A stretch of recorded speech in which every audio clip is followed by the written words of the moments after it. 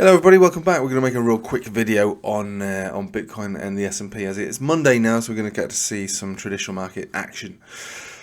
Looking at this, first of all, on the daily, I'm going to spin it in a bullish light, really. Over the weekend, Bitcoin has managed to reclaim moving averages of significance, now being above the majority of them. They're not all in the correct place, but it's definitely a step in the right direction for bulls.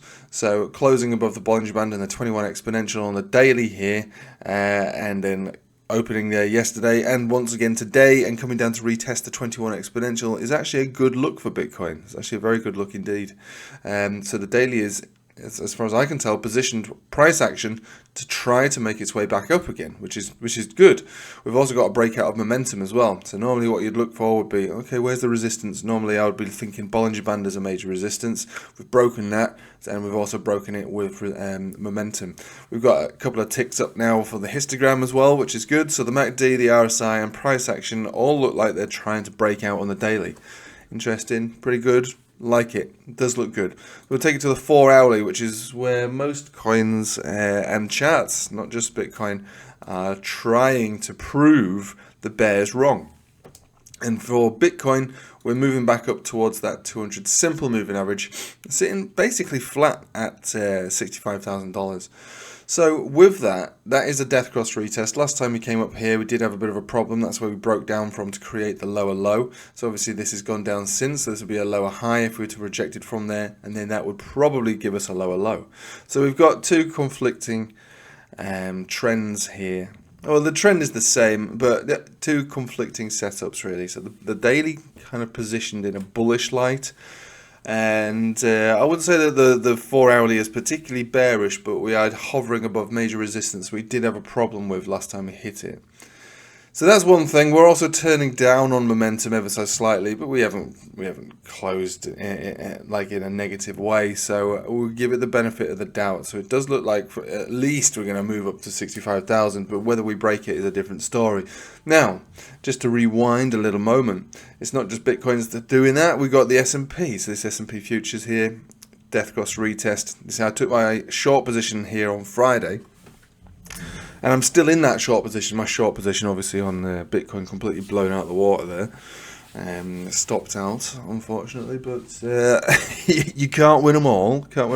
I still hold this position. I've not been stopped out on this one. Technically, a tiny little bit in profit, but will be stopped out relatively soon if we continue with this. And I think this is one of the main things to focus on, really, as it should be generally. So this chart is not dissimilar to Bitcoin's. It's as far as I can see, as far as I can tell, the correlation is so strong that even the positions of the exact moving averages on the short-term time frames are identical. And so we'll be looking for an identical reaction. So if we can break above this level, then I would say that this is, or at least this portion of a downtrend is finished, and we'll be looking to generate what I would consider to be a breakout trade. And one that could probably and probably would take us to a new local high, and in the S&P's case, a new all-time high, probably in Bitcoin's case, in fact, as well. So that is good, but right now we're still struggling with this level. Now, if we take ourselves to the daily, what am I doing? I'm a bit trigger happy over here. If we take ourselves to the daily, similar to Bitcoin, but better in fact, a nice big confident closure above all moving averages here took place on Friday. And so now what we're looking at is, are we going to continue with this momentum, or are we going to get rejection? It's all to do with the 4 hourlies. The dailies are really good, and normally I would go by the dailies full stop, and dailies would be my preferred time frame for continuation in either direction. And if that is the case, then yeah, there is a horizontal here that could give us a rejection, but the 4 hourly is the main thing. And if you can clear that 4 hourly resistance on Bitcoin and on S&P, yeah, new all-time highs. I'll get myself stopped out across the board, and I will flip back to being bullish again, or at least in the short term. And yeah, we could look at altcoins all day and all night. And I'm sure there's plenty of opportunities there, because if you've got the S&P giving the green light and Bitcoin giving the green light, then we're likely going to have generally a nice enough trading environment to take altcoins charts seriously again. I determined over the weekend that, surprisingly, meme coins are the ones that look like they're good to go. Pepe, obviously, Doge and SHIB, and there's a million meme coins out there at the moment, aren't there? And they're probably all moved for association, and meme coins have done really well anyway, regardless of whether they have value or not. It doesn't really matter, does it? You're trading a chart. If the chart is bullish, if there's decent volume, which there usually is on these meme coins, then yeah, why not trade it? Just don't think about what it is that you're doing. You're trading a technical chart here where the setup, all you're looking to do is to grab some money out of the market. So fine, old coins, yeah, they're good, but meme coins for some reason seem to be the places to be. It's a mad world, but it's the world we live in. So that is basically it. Like I say, I know it's early and there's plenty of price to wiggle around today, but that is your general setup. It's all about that breaking that 4-hourly resistance on Bitcoin and S&P, or if we get rejected, it's about respecting that, most likely because that will give us a lower high that should take us down to a lower low, which has been my particular bias this whole time. So now we're sitting at those resistances. I suppose that it is appropriate to try a short with a tight stop loss, really. Because if it does break out, it would be a breakout trade, and it would likely take us up to new highs. So that would be Bitcoin above the previous all-time high, upper 70s, maybe 80s, maybe even 90s, throughout the summer. And this potential downtrend that we've been waiting, the consolidation, the longer-lasting consolidation, is going to be postponed, and this rally on crypto, or at least on Bitcoin, will continue until it stops, really. And this consolidation has been pretty measly and left us high and dry.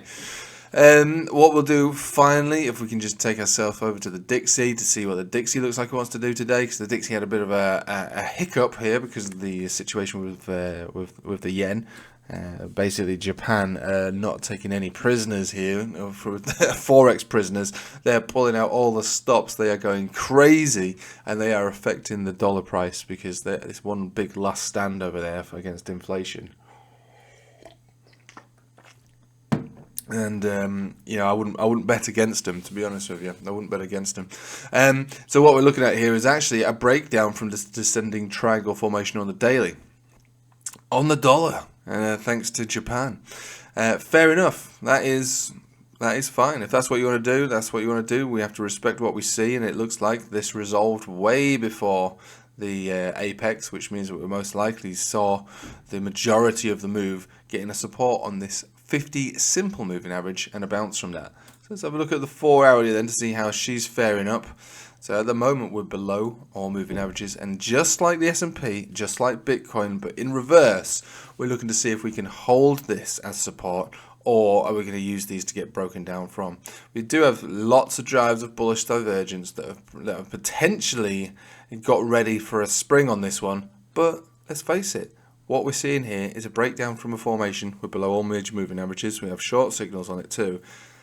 So regardless of a little bit of bull div, it does look like we want to wick down again. I mean, to be fair, to be actual fair, that wick that we've seen was bought up quite nicely, but this does look like it wants to continue down. Interesting, isn't it? Interesting. You just, this is the thing about trading. You can't always be right, unfortunately. I've certainly been incorrect these last few days, but that's fine. That's fine. You can't win them all. It's a tricky business, trading. As long as you're right more times than you are wrong, you can call yourself a successful trader, and you can buy a pot noodle for the family to share, which is basically what I've been able to do this weekend. Only joking. I had such a good year so far this year that, I can afford to have some lazy, unsuccessful trades. But right now, it's an interesting Monday, and, it is a bank holiday over here, so I'm going to be out and about, really, not really able to trade. But even if I was to be able to trade, it's a tricky one, really, because we did have, I suppose, relatively confident that we would continue down, and today might be the day that is either confirmed or denied, and it's all to do with a flip that we've seen here on the Dixie, which again has been forced by the Central Bank of Japan, so it couldn't have particularly been foreseen on the chart. But the charts are telling us one thing, which is Bitcoin resistance 65,000. If you break it, excellent, into the 70s, possibly even 80s, and S&P the same. If you see this break, and again, we're very close to it now. If you see this break to the up, new all-time highs. If you see it rejected, then new significant lows. Down below 5,000, probably towards my main target, which is between 4,007 and 4,008. Right, I'll leave it with you there. Thanks for watching, guys. Hope you have a nice day. Feel free to like and subscribe and join the Patreon and join the Telegram and maybe even follow me on Twitter. Other than that, have a nice day. Take it easy.